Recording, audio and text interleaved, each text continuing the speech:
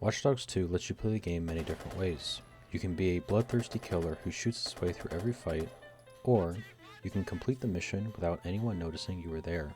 But today, I'm going to answer the question of, can you beat Watch Dogs 2 without killing or knocking anyone out? The restriction of knocking someone out is very important, as the game gives you a weapon called the stun gun.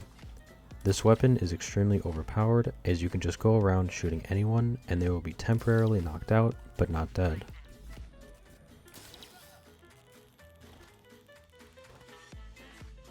There is also an ability to call rival gangs on people to kill them. I will also not be using this, as it would make things too easy.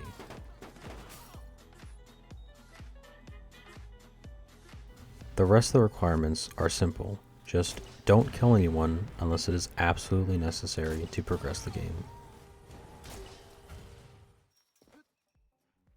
Our protagonist is Marcus, a young hacker trying to stop corrupt companies. But now we are trying to be accepted into a special club named DedSec. They have tasked us with stealing a copy of GTA 6 from the US government. The intro mission was very simple, as I just ran past all the guards.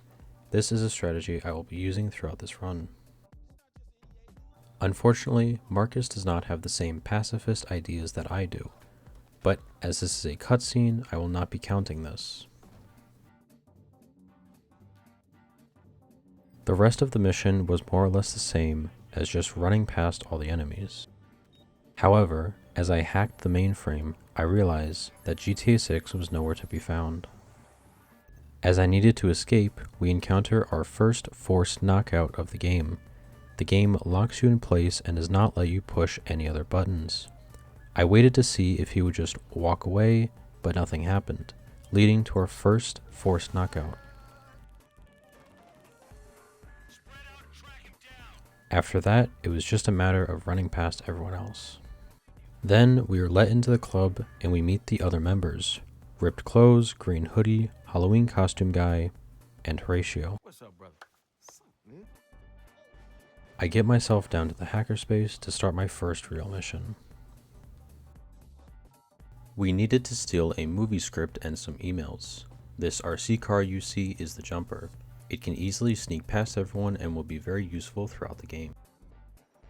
Next, we steal a car from the movie set to sell on eBay later. Escaping the police was very simple, as there is a place under this bridge that the police cannot get to.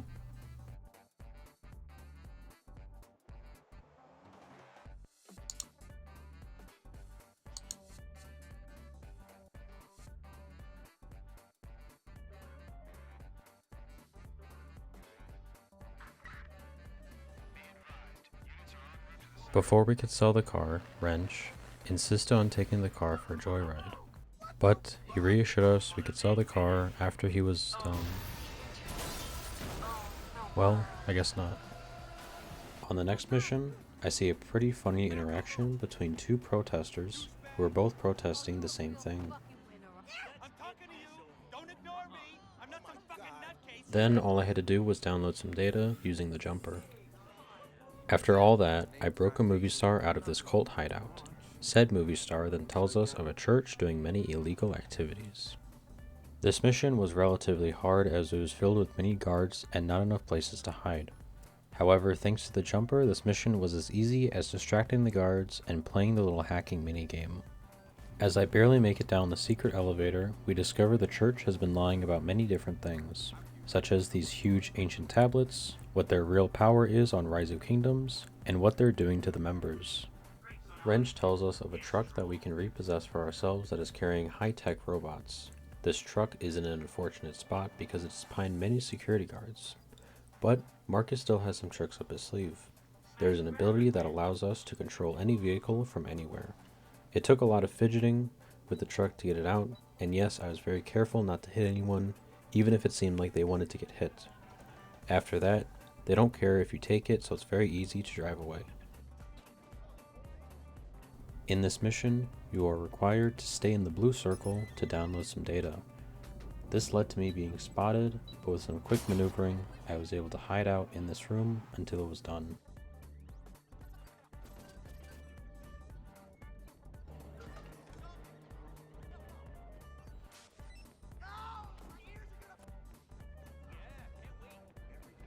The next mission, again, can be easily done with the jumper. From now on, I am going to not use the jumper as often as I don't think it is very fun. After expertly breaking into Google's headquarters, we meet the main antagonist of the game, Dushan.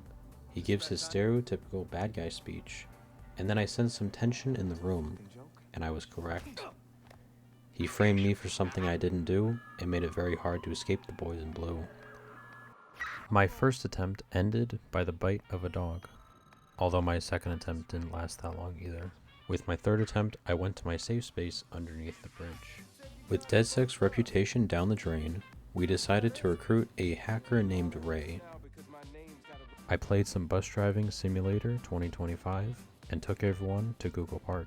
At the park, I saw the robot uprising started early, and followed Horatio in the office where he had been disguised as a Google employee to gain their trust. I distracted the guard by the door and snuck around him. I really feel like they should start hiring security guards with functioning ears. Then I downloaded something for the 10th time in the game. I mean, I know it's a game about hacking, but still. Next we meet the worst character in the game, Lenny. She blackmails us and we need to put a stop to her. So first, I make sure to acquire some drip for Marcus because I knew the rest of the missions were going to be a lot harder. This mission, we need to rig 3 ATMs from Lenny's gang. And this time I made sure not to use the jumper. I used the stun gun to stun the camera, but I don't count this because I don't consider cameras to be alive. I stunned this person and jumped down to get the last ATM. I went to the park to meet up with Horatio and play some Ultimate Frisbee, but he wasn't there. So I checked the security camera and saw he had other friends, and I felt betrayed. We tried to track him down, but it was too late for old Horatio. We wanted to take revenge for Horatio's death, so they sent their favorite errand boy to take care of it, having to destroy 4 crates full of nose candy without killing anyone on the boat. The first crate can be easily taken out with this conveniently placed car. And I did go back to check if anyone died from that, but I couldn't find anyone. The second one I tried to send as a gift to the fishes, and failed. Then I had a brilliant idea to destroy the third. I baited the gang member to shoot my jumper with a shotgun, which was conveniently placed next to a gas canister. For the last one, I dropped an explosive from my quadcopter to finish it off. Wrench and I needed more info on where Dushan was, so we each hacked a radio tower. However, as Wrench was working on the radio tower, he was kidnapped. I'm starting to see a theme with DedSec members being kidnapped. I also think it weird how there are 3 cameras in their super secret hideout. Usually this mission is pretty hard, but if you stay here and use the drones, you can beat it pretty easily. I yoinked Wrench's mask and downloaded data for the 100th time now. I gave Wrench his mask so he doesn't catch a certain virus. We're in the end game now, so I should probably mention that someone else has also done this challenge. Long ago, about 5 years, Cronon also did a no-kill, no-stun run of Watch Dogs 2. I bring this up because the next mission is just the worst. You are required to kill or neutralize 3 people from this gang that killed Horatio. I knew this mission was coming, so I planned ahead and got an ability to call the cops on people. However, what I did not expect is for the person to just run away. So when that failed, I restarted and tried the same thing. Normally, the cops are supposed to take the person away and that would count for the mission. But it did not work as I expected. The gang members killed the cop, but the mission said he was dealt with, but he was still alive. I tried repeating the same thing with the other members, but sadly, a war broke out between the cops and the gang, and many people died. So I restarted again. I still tried to get the cop thing to work, but guns were fired, and people returned to the lobby. If I stayed here for enough time, I'm sure this could be completed without any kills, but I wasn't going to be the one to do it. So I settled on making all of them sleep. If they all took a nap and then woke up, that would be okay with me. But after putting them to bed, they didn't wake up. The stun effect only lasts temporarily, so people would wake up from it after all the little Z's go away. But these 3 seem to be immune from the effect, so I guess they will be added to the counter. The next mission, I got to go on a field trip to the Space Museum and plant something on a rocket. All of this can be done with this oversized claw machine. Then I went to an oil rig to steal some extra storage for my laptop from 2015, and Josh thought he could one-up me with the size of his drone. Wrench said he needed help, so I stole the best vehicle I could. At Wrench's garage, the grown-ups started to argue, as I stood there contemplating why I'm still friends with these people. We take a white van down to the factory to steal some parts for an EMP to disrupt the enemy's communication.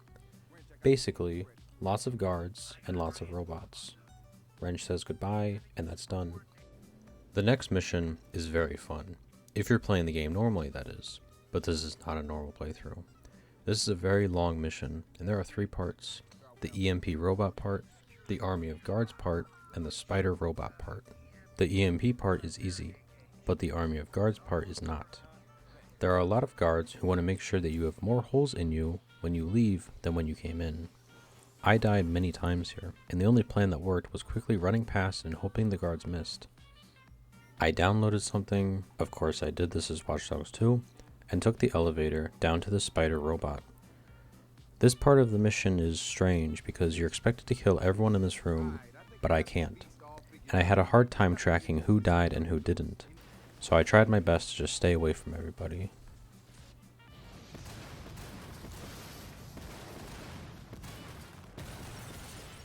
At this point, I think the challenge has been pretty successful. Only 4 knockouts and 0 deaths. Then I got to go to a penthouse and, guess what? I downloaded more data. Although leaving was pretty cool though.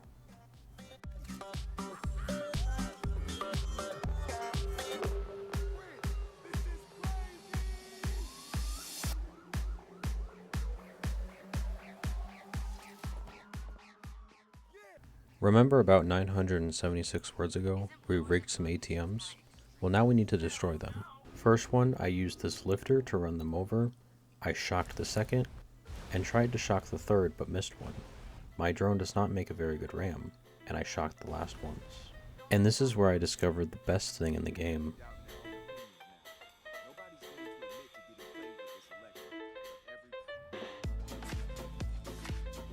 And finally, we make it to the final mission. Marcus's identity has been leaked, so the other members have to help out. First we play as Satara, but all she does is hack something. Next we play as the man himself, Wrench. All it takes is to sneak past the guards, and again, hope they miss their shots.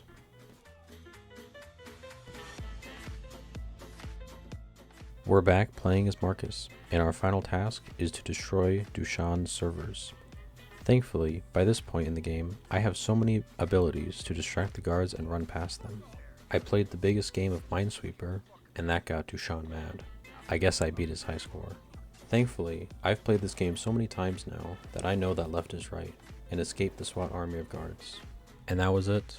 That was the end. The finale. Dushan was going to be locked away for good, and I did not beat Watch Dogs 2 without killing or knocking anyone out.